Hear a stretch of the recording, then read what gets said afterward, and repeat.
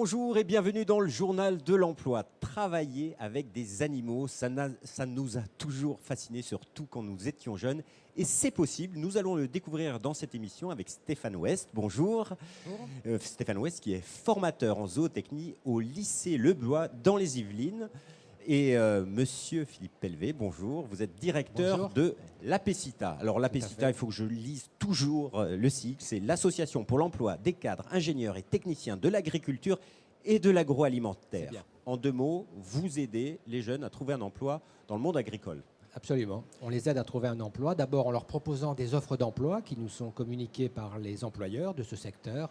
Et puis on les accompagne également dans leur recherche d'emploi en leur donnant tous les conseils pour réussir dans cette difficile entreprise qui est de trouver un emploi aujourd'hui. Alors, le thème du jour, c'est les animaux. Aujourd'hui, les animaux, les petits, les grands, qu'est-ce qu'ils représentent dans le monde agricole français ? Il représente quelque chose de très important parce que chacun sait que l'élevage est une activité agricole importante, notamment dans certaines régions où quasiment on ne peut faire que ça, puisque les terres ne se prédisposent pas aux grandes cultures. Donc on fait de l'élevage et donc on a des espèces diverses et variées, des productions diverses et variées. Donc ça représente quelque chose d'important. Des bovins jusqu'à la basse-cour, il y a des emplois dans ces secteurs-là. Ça recrute autour de l'élevage ? Bien sûr que ça recrute même beaucoup, parce que d'abord, effectivement, c'est une activité importante, donc il y a beaucoup d'emplois, et puis il y a des emplois qui sont très variés.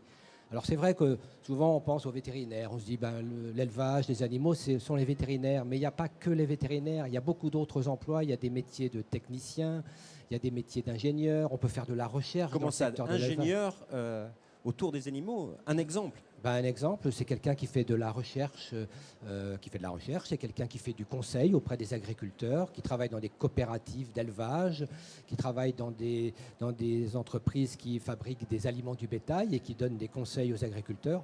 Avec tous les niveaux de formation, on peut travailler avec les animaux, vous savez. Donc ça va de diplôme allant du CAPA jusqu'au diplôme d'ingénieur. Là, c'est bac plus 5, plus 6, plus 7, absolument. plus 8. On peut faire des doctorats dans le secteur de l'élevage, ce n'est pas un problème. Absolument, tous les niveaux de formation sont concernés.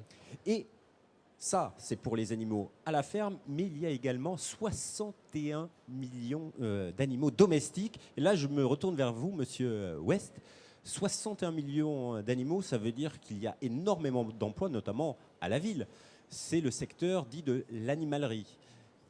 Oui, parfaitement. Donc, c'est un secteur qui a doublé environ en l'espace de 15-20 ans.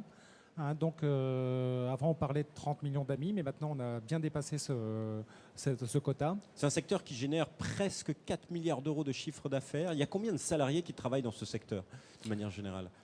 Au niveau de l'animalerie et toute filière, alors il y a tout ce qui est aussi élevage, ça va toucher énormément d'emplois différents. On va être autour de 20 000 emplois au niveau de l'animalerie. Oui. Et c'est un secteur qui recrute en permanence actuellement. C'est un secteur qui est extrêmement à la recherche de personnes qualifiées parce que ça demande des compétences déjà de vente au niveau commercial, mais aussi des compétences au niveau des animaux de compagnie. Alors, justement, dans votre lycée, vous proposez plusieurs formations, dont une en animalerie, vendeur en animalerie. Les jeunes qui viennent chez vous, qu'est-ce qu'ils font après? Ils travaillent où? Dans une des 2000 animaleries françaises? Oui, animalerie et jardinerie. Donc la plupart des jeunes chez nous, 50% environ, s'orientent vers des grands groupes, animalerie, jardinerie, ou des petits indépendants spécialisés en aquariophilie, par exemple, ou dans les reptiles. C'est la grande tendance, les reptiles aujourd'hui? Oui, c'est un petit peu la grande tendance depuis 4-5 ans qui... c'est un marché qui est en pleine expansion. C'est un marché qui double tous les ans à peu près. Donc ça part d'assez bas, mais c'est un marché qui double tous les ans. Donc déjà, c'est... Alors quels sont les diplômes que vous proposez? Alors nous, on a une formation bac professionnel, technicien conseil, vente en animalerie, que l'on propose à nos jeunes par la voie de l'apprentissage ou la voie scolaire traditionnelle. Nous proposons également une section BTS, technicien conseil technico-commercial, spécialité dans les animaux d'élevage et de compagnie, qui est un BTS qui a été créé en 2010, après le renouvellement des BTS. Donc pour en savoir plus, vous pouvez aller sur le site internet de ce lycée, c'est www.lycée-lebois.org. En gros, c'est les entreprises qui viennent directement chercher vos élèves. Oui, on a beaucoup d'élèves qui sont demandés par les entreprises, car dans le diplôme Bac Pro, il y a une spécificité dans ce Bac Pro TCVA, c'est la délivrance, à la réussite du Bac Pro, la délivrance d'un certificat de capacité pour les espèces domestiques et non domestiques, qui est la grande clé pour les animaleries. Ça veut dire sans ça, on ne vend pas un animal. D'accord. Et il y a des centres de formation dans toutes les régions, parce que vous êtes le seul en Île-de-France, mais il y en a d'autres ailleurs. Oui, on est le seul en Île-de-France, mais ensuite on va retrouver beaucoup plutôt dans le nord de la France, comme à Arras, Coulogne, Chaumont, Coucy-la-Ville. Donc il y en a plein partout. On va terminer avec vous, Monsieur Pelvé. Si on veut travailler dans les secteurs de l'élevage, un bon site internet, c'est celui bien sûr de l'APCITA, www.apcita.com. Qu'est-ce qu'on y trouve?